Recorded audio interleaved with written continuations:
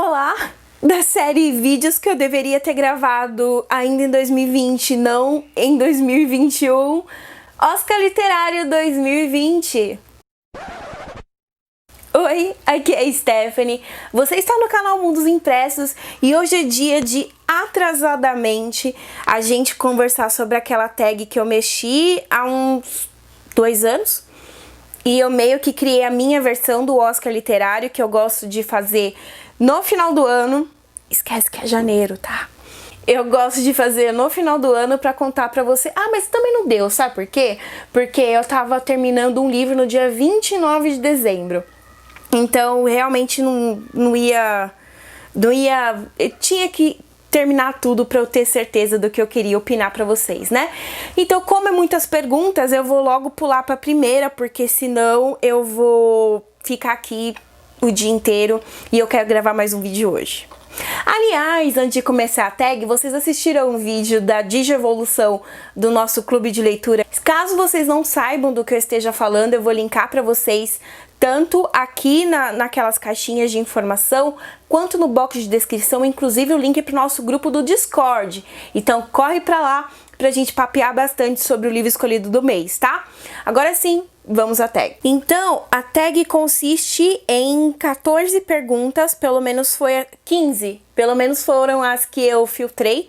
Tanto que a primeira eu já nem vou responder, então, porque a primeira pergunta é a melhor capa do ano. E esse ano, mais do que nunca, eu li em e-book. É melhor eu ficar mais pra cá, né? Porque aí eu coloco a capinha dos livros aqui, quando eu falar. Mas então, a maioria dos livros que eu li esse ano foram em e-book e eu não sou muito ligada, eu já não era muito ligada em capa, né? Então, lendo pelo Kindle, praticamente eu não vejo capa, porque quando você liga o Kindle já aparece exatamente aonde você parou a leitura. Então, capa não é uma coisa que eu fico assim, tipo, admirando, sabe? Tanto que eu acho que os pouquíssimos livros que eu ganhei na minha estante no ano de 2020 foi presente, porque eu não comprei nenhum. Agora, a segunda pergunta pede a melhor adaptação e com certeza vai para a minissérie da HBO Chernobyl, porque eu achei essa série divina. Digamos que eu fiquei extremamente impactada com essa história, que eu já tinha conhecimento, né, dessa usina nuclear que ela veio a ter uma explosão e matou um monte de pessoas, deixou mais tantas quantas com sequelas, né? Até hoje ela traz graves consequências, né? Não só para a cidade, né, em si, mas também para todo o país, quiçá o mundo, né? Então é uma série que me impactou bastante, porque eu tive muito mais contato com essa história e eu pude perceber que é muito pior do que eu imaginava. E eu fiquei tão fixada em tudo que tinha a ver com esse contexto que eu estava lendo o livro ao mesmo tempo, Voz de Chernobyl, da Svetlana. Então juntou a série com o livro, eu só conseguia pensar em Chernobyl e ler sobre Chernobyl e procurar coisas sobre Chernobyl. Me ensinou muito, principalmente sobre as questões da sociedade, o quanto que isso já é tão meio óbvio, né, que fica até meio estranho falar que eu aprendi, mas digamos que ele nutriu ainda mais essa noção que a gente costuma ter de que os interesses políticos, os interesses econômicos, eles são muito mais importantes que as vidas dos civis, das pessoas, né, dos cidadãos. E por conta disso é um livro bem impactante que faz você refletir até mesmo como é a política, como é a economia do seu próprio país, mesmo que você de fato não viva na Rússia na época da explosão nuclear. Tem como fazer um paralelo, sabe? Então me impactou bastante.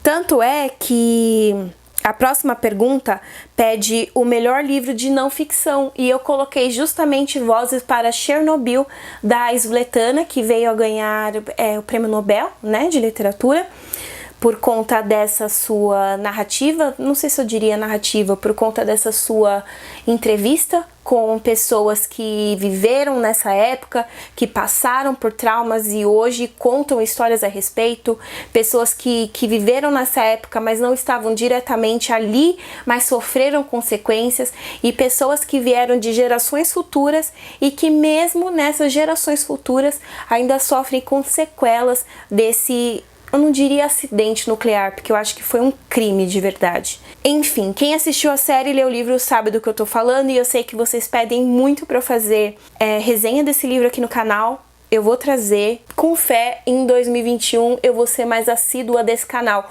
Torçam pra mim, gente, é porque, nossa, dá muito trabalho, porque vocês sabem que eu não consigo viver do canal, né? Então eu tenho um trabalho por fora e eu faço mais 1 milhão de trabalhos de renda extra, então é muito complicado trabalhar de 1001 maneiras, ainda gravar pro canal e editar vídeo e a divulgação e toda aquela coisa. Então realmente tem sido um pouco puxado pra mim.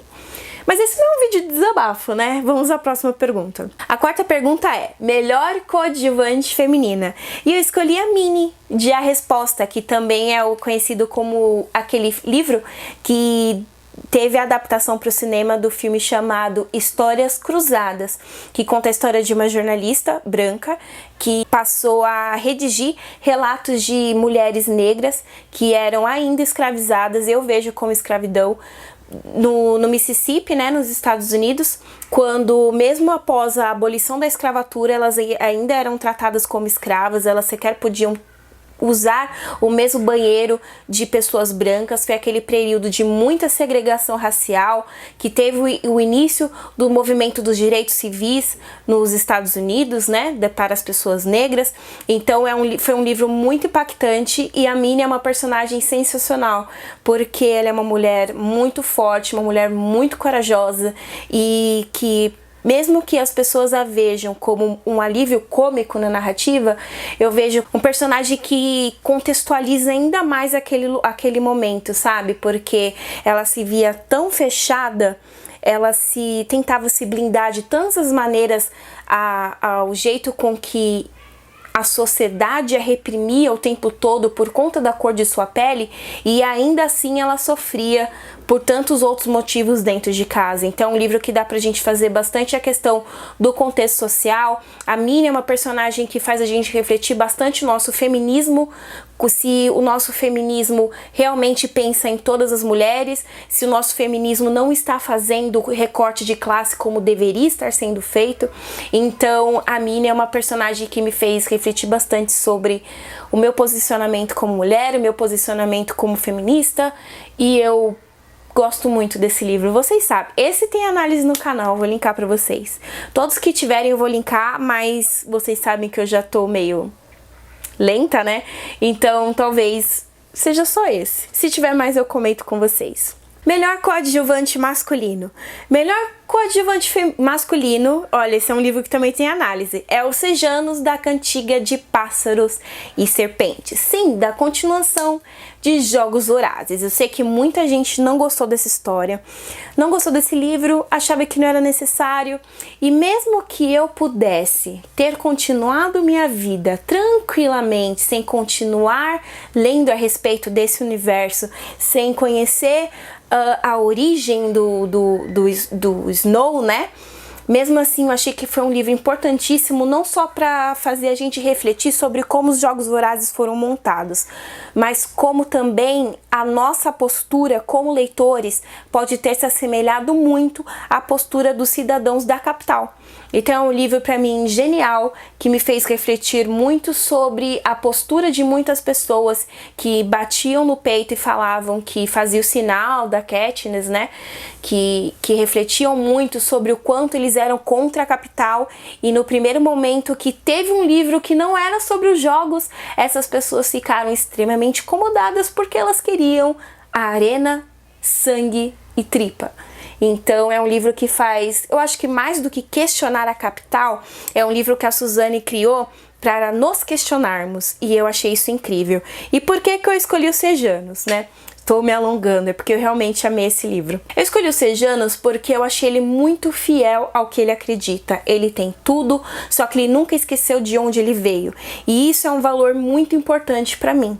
Que nós não nos esqueçamos de onde viemos, porque a gente pode ter certo desenvolvimento na vida, a gente pode melhorar uma coisinha aqui ou ali, mas isso não pode fazer com que nós deixemos a nossa essência, com que nós nos percamos, com que a gente não reconheça que a opressão que muitas pessoas passam poderia ser a gente. E não só por isso, tipo, eu só vou me preocupar porque poderia ser eu, mas por compaixão, por empatia. Então são virtudes que eu admiro muito em um personagem e por conta disso é Os Sejanos. Aí, a sexta pergunta é, melhor mensagem moral. E aí, consequentemente, eu nem vou me alongar, mas também foi de Cantiga de Pássaros e Serpentes, por conta do motivo que eu disse, de nos fazer questionar se a gente era realmente contra a capital, ou se a gente só gostava da carnificina, né, e tava meio que disfarçando. Ou então também essa questão dos valores, de reconhecer as nossas origens, de onde viemos e esses valores. E 7, a melhor autora, eu coloquei a Suzanne Collins porque eu acho que ela foi genial. Talvez ela percebeu a maneira com que muitas pessoas levantavam a bandeira de Jogos Vorazes. E eu sei que vocês podem falar, Stephanie, para de ser doida, isso é só uma ficção. Mas, gente, a literatura é um espelho da vida. Então, tudo que eu leio, ela vai refletir a vida de alguma maneira. Então, é óbvio que eu vou questionar a postura dos leitores caso eles tenham alguma reflexão a respeito de uma história. Então, eu ia fazer até um paralelo, mas acho que é muito profundo, vou deixar pra lá. Mas é óbvio, eu acredito, né, que a partir do momento que a gente se preocupa tanto com a falta de um jogo de jovens se matando, isso diz muito mais sobre a capital do que o Distrito 12. Eu acho que tá bom assim, né? Então, vamos lá. 8, melhor autor. E eu escolhi o Alexandre Dumas de O Conde de Monte Cristo, porque eu amei, eu achei um livro... Nossa, foi uma aventura na minha vida. Não é um livro de fantasia, né, propriamente dita, mas eu me senti numa aventura, porque a gente vai acompanhar toda a construção do personagem, né, do Conde de Monte Cristo. A gente vai acompanhar toda a sua trajetória, toda a sua busca por vingança, toda a sua arquitetura dessa vingança, né? E fora tantos outros personagens e o contexto histórico, a gente vai levar para a época do filho de Napoleão Bonaparte. Então a gente vai ser levado para uma época histórica muito simbólica, muito cheia de detalhes imprescindíveis até pra gente compreender o mundo como ele é. Então eu acho que o Dumas, ele foi muito genial, ele soube pegar todo o pano de fundo e atrelar a história em que ele estava criando e trazer uma série de reflexões sobre a vida. Eu achei genial. E eu tô tentando me controlar, porque vai que a próxima pergunta eu já tenho que falar mais, né? Não tenho. A pergunta 9 é melhor universo. E eu escolhi O Imitador de Homens. O Imitador de Homens é um livro que eu ainda não analisei pra vocês. É um livro de ficção científica. Por que eu acho que é o melhor universo? Não o melhor universo no sentido completo da palavra, mas quando eu quero dizer sobre como eu acho que é para este caminho que nós estamos seguindo, que é um universo em que os homens, eles não são mais necessários, basicamente os sentimentos, eles já foram escassos, então as pessoas, as poucas que ainda existem, elas são muito individuais e o mundo praticamente ele é tomado por máquinas e comandado por máquinas, que é um caminho que eu acho que nós seguimos todos os dias em tentar cada vez mais estarmos inseridos e envolvidos com tecnologia ao invés de com pessoas. Não que isso seja uma crítica propriamente dita minha, mas porque é uma maneira com que eu vejo muito o nosso mundo caminhando. Então eu gostei bastante desse universo, achei ele bem interessante, ele tem aquela vibe futurística a la Carson Sims, que é um anime que eu amo muito e me deu um pouquinho de nostalgia, então eu absolutamente amei essa história. 10. Melhor protagonista protagonista feminina. E voltando à resposta, agora, aquele livro que deu origem ao filme Histórias Cruzadas, a melhor protagonista feminina, com certeza, é a Eibelin, que é a principal empregada negra, né, que relata as suas vivências e o seu dia a dia sendo empregada doméstica de uma família branca naquela época que eu comentei com vocês. Então é uma personagem muito rica que me fez questionar uma série de coisas e eu absolutamente admiro muito. Inclusive eu indico muito pra vocês a adaptação pro cinema, tá, gente? É sensacional. 11. Melhor protagonista masculino. E voltando pro Alexandre Dumas, com certeza é o Conde de Monte Cristo, porque que personagem genial! Eu fiquei encantada. A construção desse personagem, a gente vai acompanhar esse personagem, o Conde de Monte Cristo, desde que ele não era o Conde de Monte Cristo. Então a gente vai seguir com ele desde o comecinho, ele sendo preso e a mente dele se transformando dentro da prisão, como é que ele sai da prisão, que aliás, tenho certeza que é uma das cenas mais emblemáticas de toda a literatura, de todos os tempos, e como ele vai se moldando até se tornar o tal do Conde de Monte Cristo. Eu amei esse livro, acho que foi o livro mais, assim, emblemático, histórico que eu li no ano de 2020, foi incrível. E melhor gênero. Melhor gênero, eu não tive um gênero que eu me afixei muito, assim, em 2020, mas eu me senti muito apegada em livros de não ficção. Tanto que eu li Voz de Chernobyl, eu li aquele livro eu não me recordo o nome, daquela guria que foge da Coreia do Norte. Então eu tive muito contato com livros de não ficção e livros baseados em fatos reais. Então eu acho que foi um gênero que me atraiu muito. Não que eu tenha percebido antes de fazer essa tag, mas quando eu tava lá olhando a minha lista de lidos de 2020, eu percebi que eu li muitos livros parecidos com essa temática. 13. Melhor trilogia, série. Jogos Vorazes. E melhor livro nacional. Eu poderia falar O Sorriso da Hiena, mas eu acho que esse livro tem algumas problemáticas. Eu não sei se vou fazer uma análise dele, mas tem uma live imensa que a gente tem um clube de leitura. Aliás, se você não faz parte, ainda dá tempo de você ler o livro do mês, que é O Estrangeiro, de Albert Camus.